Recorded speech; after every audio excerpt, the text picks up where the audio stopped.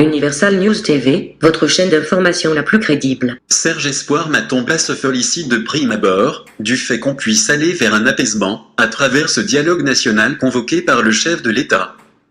Mais au-delà du fait qu'on puisse réclamer l'initiative du dialogue comme étant une première solution d'apaisement, il faudrait aussi être sérieux à la fin, pense Serge Espoir Matomba. Car, il faut éviter la politique événementielle qui consiste à utiliser des mots comme des slogans qui sont vides dans le fond, poursuit Serge Espoir Matomba. Écoutons maintenant Serge Espoir Matomba sur le plateau de Manuel Assiqué. Écoutons. Je vais poursuivre ici avec vous, Serge Espoir Matomba.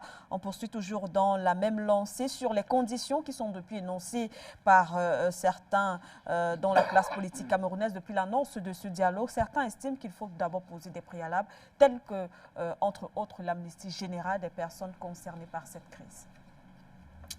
Je dirais pour ma part que c'est déjà bien et nous devons ensemble nous féliciter du fait que nous puissions aller vers une solution d'apaisement qui est le dialogue.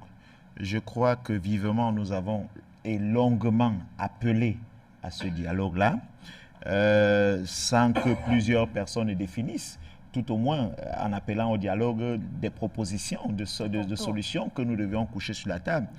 Nous, au PUR, nous avons toujours été avant-gardistes. Nous sommes allés jusqu'à proposer, n'est-ce pas, nous avons fait des propositions de résolution des crises.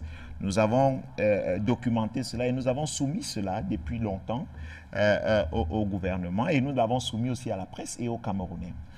C'est pour dire quoi? C'est pour dire qu'au-delà du fait que nous puissions réclamer, n'est-ce pas, l'initiative du dialogue comme étant une solution, une première solution d'apaisement ou alors de sortie des crises, il faudra que nous soyons à la fin sérieux.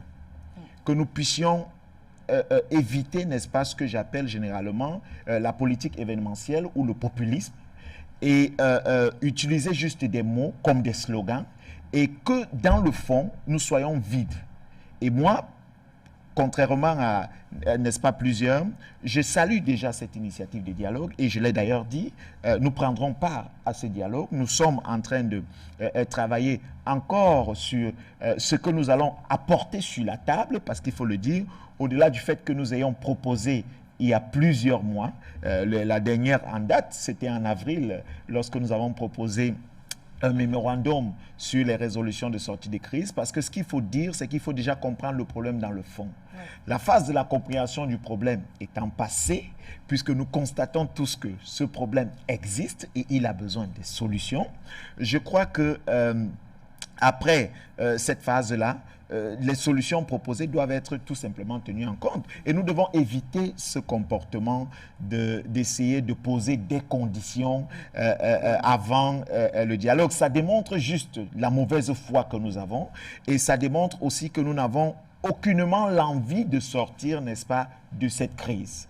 Parce que, comme je l'ai dit, nous avons dit, à la suite peut-être du professeur, oui, qui a dû identifier 3 acteurs qui doivent participer, oui, depuis longtemps.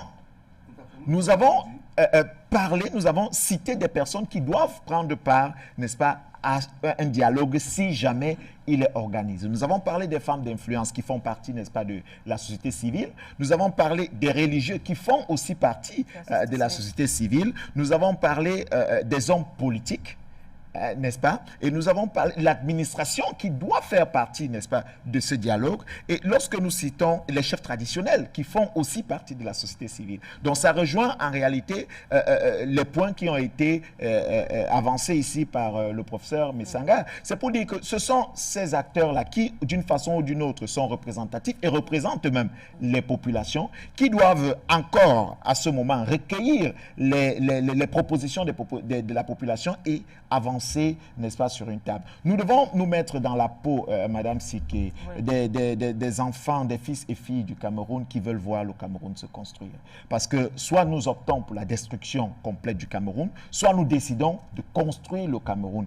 Et je l'ai dit, je vais encore le redire, cette situation devrait plutôt nous interpeller sur notre identité réelle en tant que Camerounais. Parce que, voyez-vous, on peut tirer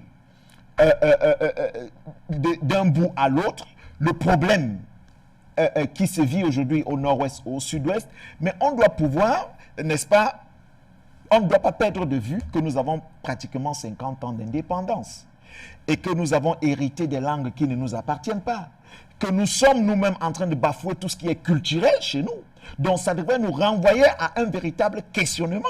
Qui sommes-nous en réalité? Et c'est en cela que nous devons aller nous asseoir. Et pour cela que nous devons aller nous asseoir sur la table pour qu'au sorti, nous puissions être des Camerounais ayant une véritable identité. Je crois que je vais revenir sur... Juste pour vous relancer en quelques minutes, peut-être pour chuter, pour sortir. Si on comprend bien, vous battez en brèche l'argument selon lequel, parce que pour la diaspora, une partie de la diaspora et bien sûr aussi les groupes armés, ceux-là ont peur pour leur vie et pensent que le gouvernement camerounais est en train de leur tendre un piège. Donc, ils n'ont pas l'assurance en ce qui concerne leur vie. Donc, d'où cet appel à l'amnistie générale. Ils veulent une certaine garantie et pensent qu'ils pouvaient avoir atteinte à leur vie. Écoutez, nous devons déjà bien définir ce que nous appelons ici diaspora. Parce que en même temps, c'est un peu comme si vous me parlez c'est un exemple, hein, il peut être excessif, mais c'est un exemple. Vous me parlez de quelqu'un qui s'est retrouvé en train de braquer et qui a été pris en flagrant délit, qui est en prison, et parce qu'on doit discuter autour des questions qui ont un lien avec le braquage, il décide qu'on doit le sortir de prison pour qu'il vienne, n'est-ce pas, débattre autour de la table. Non, je dis, il faudrait déjà qu'on définisse bien ce que nous appelons diaspora au Cameroun et qu'on définisse bien les acteurs pouvant évidemment prendre part à ce tour de table qui sera où les gens ont, je dis bien, nous devons avoir la liberté d'exprimer tout ce que nous ressentons.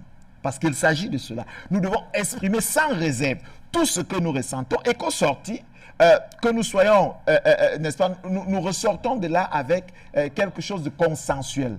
Mais si nous commençons à poser les préalables, comme s'il n'y a pas l'amnistie, il ne pourrait pas avoir dialogue, et après l'amnistie, et si on trouve encore d'autres prétextes, qu'est-ce qu'on dira? Donc je pense qu'il faudrait que nous puissions nous inscrire. Déjà, nous devons être dans les dispositions de participer, parce qu'on n'est pas obligé de participer en présentiel, ce qu'il faut dire.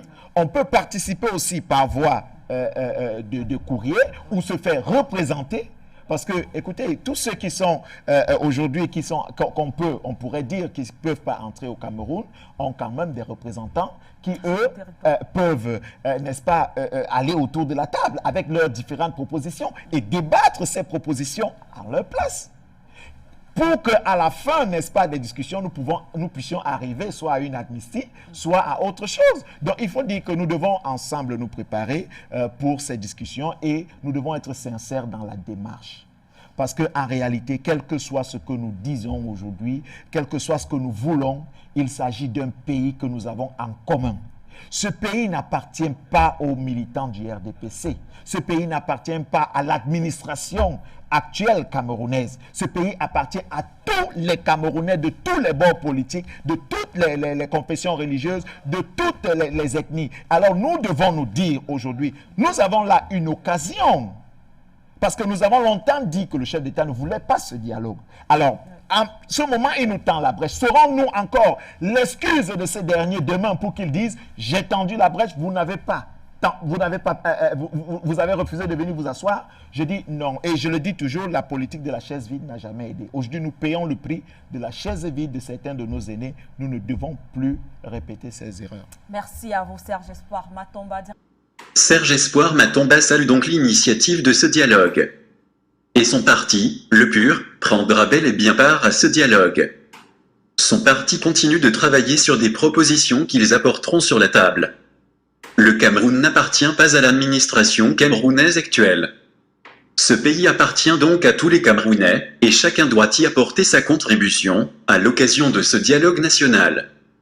C'est du moins l'essentiel à retenir de cette sortie de Serge Espoir Matomba, le premier secrétaire du PUR.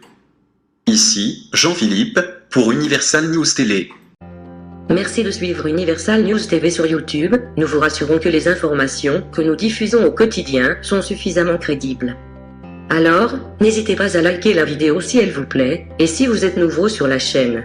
N'oubliez pas de vous abonner et d'activer la cloche de notification pour ne pas rater nos prochaines vidéos.